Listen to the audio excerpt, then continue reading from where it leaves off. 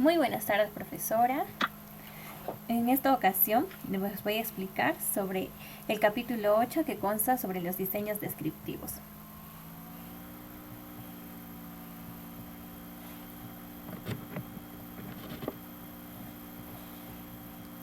Los diseños descriptivos, para comenzar, tenemos que saber que son guías o orientaciones para que el investigador pueda realizar determinados controles a un estudio.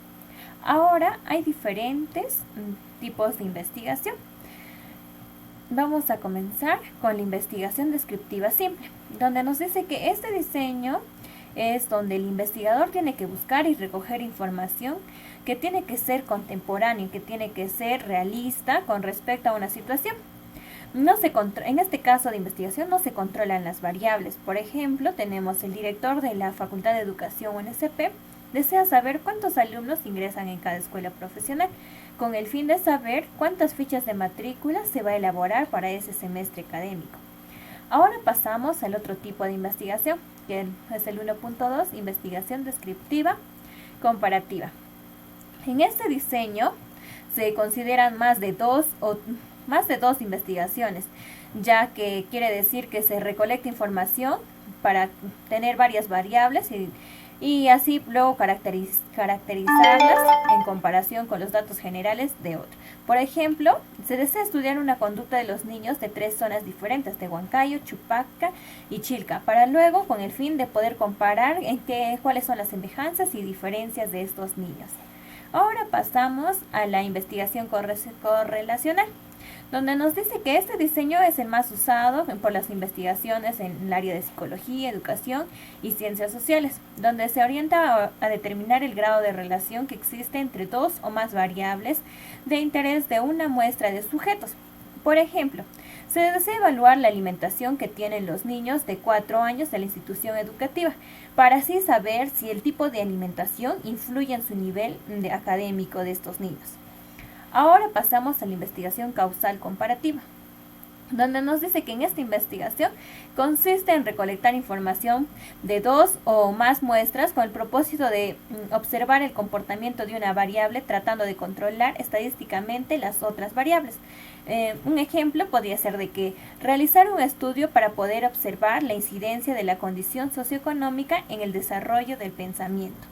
ya que tenemos dos variables, lo socioeconómico y el nivel de pensamiento. Ahora pasamos a la investigación longitudinal,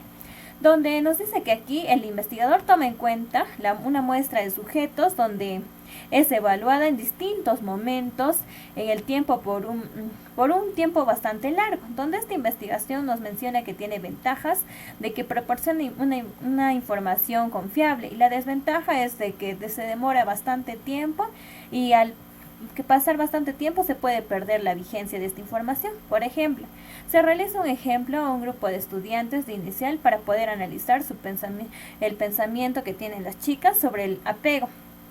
ya que la carrera de educación inicial estudia el apego en los niños, pero esto se va a estudiar por 5 años, lo cual en esos 5 años podrían transcurrir muchas cosas y cambiar muchas cosas.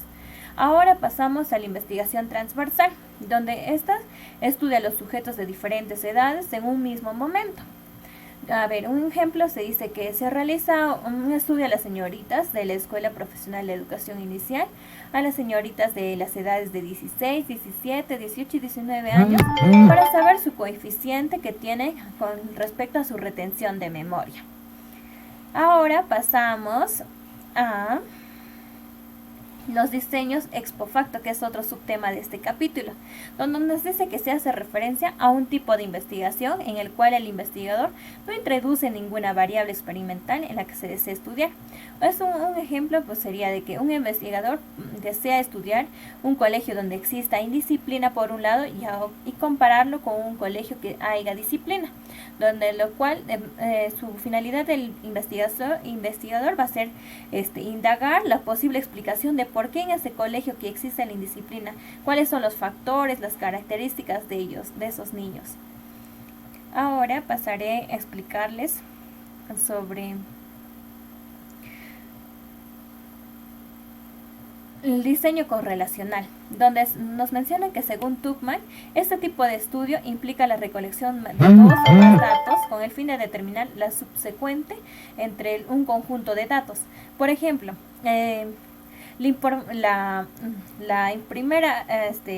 primer punto es la formación de docentes y del otro correlacional es los datos de los alumnos y debemos buscar la relación que existen entre ambos o no, si es que no existe, donde este diseño tiene mucha importancia y utilidad para que nos permita establecer algún tipo de relación entre ambas variables. Ahora paso a explicarles sobre el diseño de grupo criterio, donde este tipo de diseño se utiliza cuando una persona está interesada en las hipótesis con respecto a las causas que produce una condición. Un ejemplo es de que si se desea estudiar cuáles son los factores de la indisciplina en los colegios, se debe analizar un colegio primero disciplinado para ver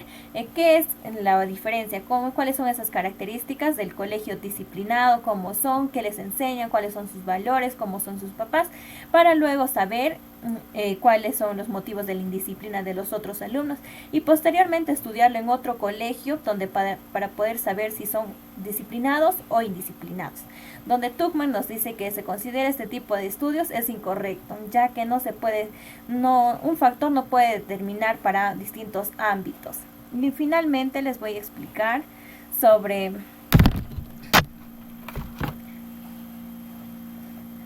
la tabla, donde nos mencionan los tipos de diseños y los esquemas, donde contamos con varios diseños con sus respectivos esquemas, como también tenemos en la siguiente diapositiva los esquemas del expo facto. Eso sería todo. Muchas gracias.